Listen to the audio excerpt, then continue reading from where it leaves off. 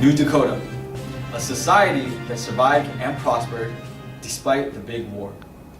Now, how did this society of merely 10,000 people survive and rehabilitate a post-war wasteland to a sustainable and lively community? Tonight, we will find out on New Dakota News Network. New Dakota is a gem between rocks and dust of North America, previously known as United States and Canada before World War III.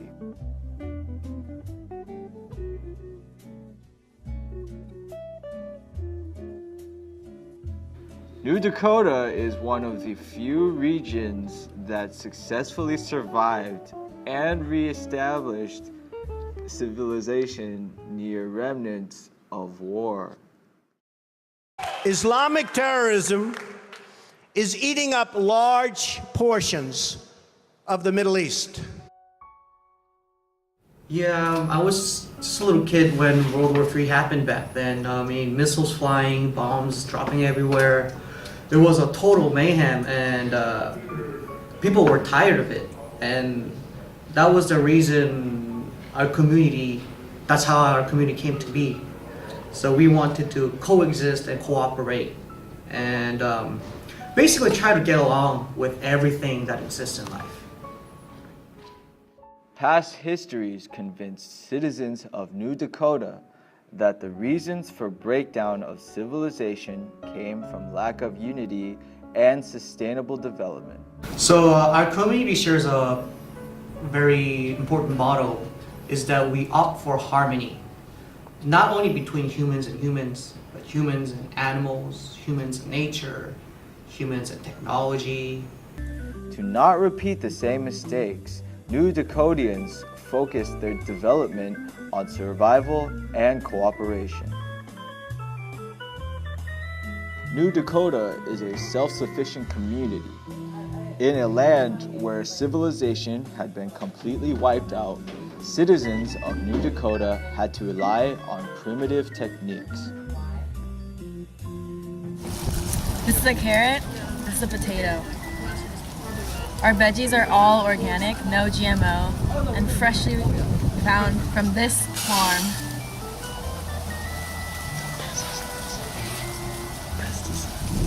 No pesticides.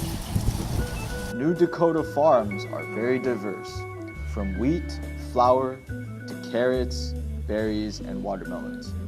Balanced nutrition is guaranteed for everyone. What is remarkable about New Dakota's agriculture is that citizens of New Dakota are able to farm meat.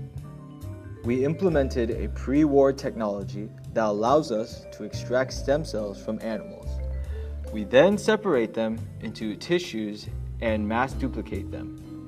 Then we put it in a unique environment where it will organically grow into large muscles, whether that be loins, breasts, legs, or anything. This right here is an organically clone-grown chicken breast. It's just as delicious as the old chicken, and since animals are scarce these days, we can even eat meat without killing animals, preserve our species, and at the same time, get enough protein we need.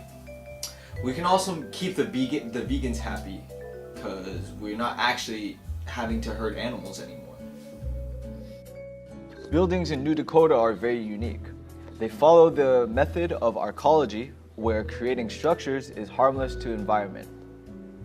New Dakotians achieve this by using the art of silk casting, where you create concrete from dirt.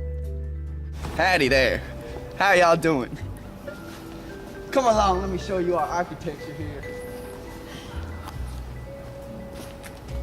See, this here is the finest example and the pinnacle of our constructive technologies that we've developed over the years. See, we tried to take and accept innovations and influences from the famous Italian architect Paolo Soleri from Arizona.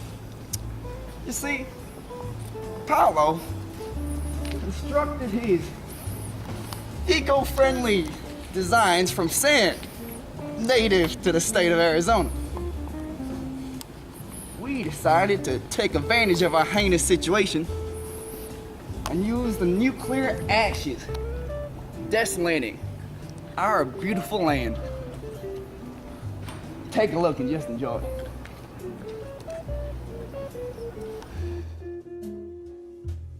New Dakota is divided by 5 districts. Each district elects a governor, and these 5 governors meet together to settle a decision-making process on a community and national scale. Once there are at least 3 governors agreeing on a certain matter, the rest of the 2 have to follow the majority. That can register those cards. Right. Which also is plastic. The cards are probably plastic. Everything we use is plastic. Well, yeah. I mean, I feel like maybe we can cut the areas that we can. Like, we don't have to use like plastic takeout, like dishes or packaging. Like those things that we can minimize. Like, we do have to use some materials that are not environment friendly, but we are going to do any other environment activities that revive our environment too, right? So we're going to plant more trees, we're going to keep farming, we're going to expand our farm, hopefully, right? And then we're going to reuse the plastic, right? And then we're going to scavenge the stuff, and then we can always research. The main responsibility for each governor is to represent the interests of the locals in their district. The only time when governors can address their own concerns or opinions in the meeting is when barely any citizens take interest on an issue, or when citizens' opinions are evenly divided, which leads to a stalemate. New Dakota is an isolated society where outside contact is not easily accessible due to the destruction of the World Wide Web and globalization. To gather outside materials and ideas and implement it into New Dakota's lifestyle, government creates a very exclusive occupation for people who like to risk their lives for a worthy adventure. Hence, the scavengers. I'm on a mission to find any live nature, live plant, live habitat, or equipment I can use so we can collect it and bring it to the laboratory. And that way we research that, either material or equipment, and then we reuse it again. This is one plant that's alive out of all the dead plants.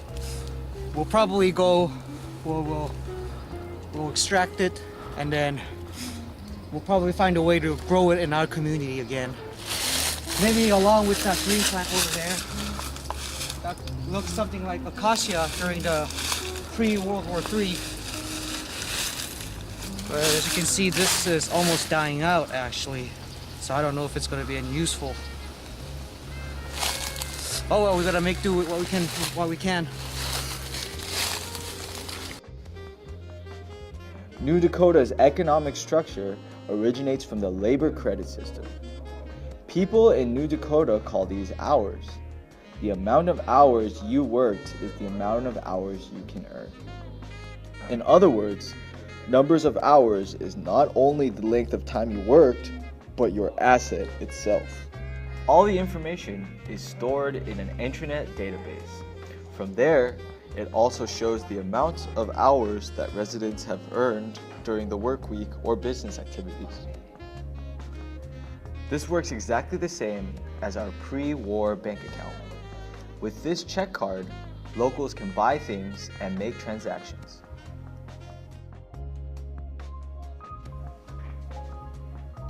As you can see here, soju costs 2 minutes, carrots cost 0.5 minutes, potatoes cost 0.5 minutes, and orange juice costs 3 minutes.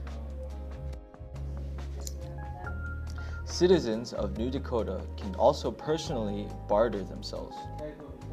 Every household has their own private card terminal. This allows them to not only exchange goods, but also services at their own preferred price.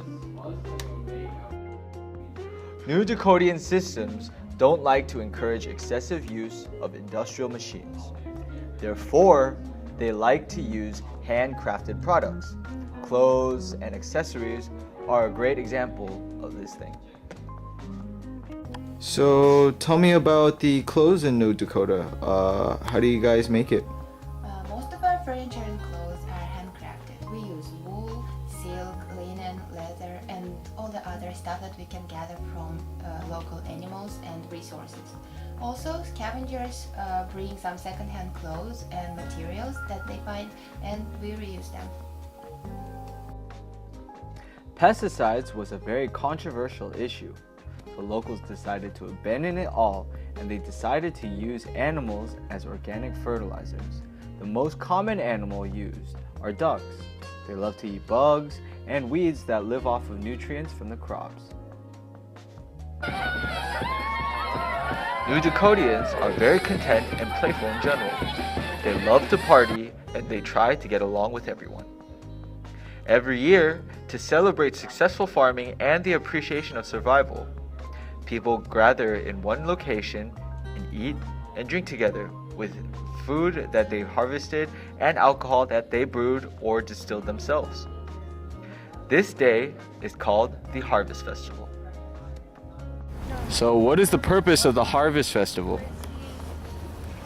See, Harvest Festival is just like a holiday we created every year just to appreciate the successful farming and also to get together and get to know each other and stuff, you know, like, because we're a small community, we want to share this bond, you know what I mean? So,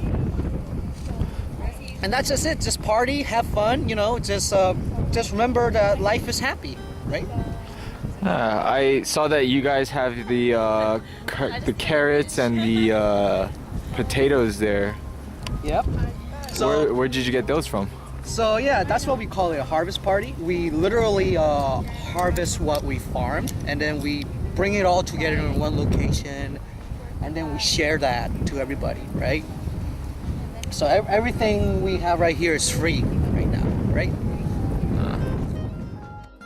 People sing and dance around in circles, but they all just like to chill in the sun, talk, and socialize.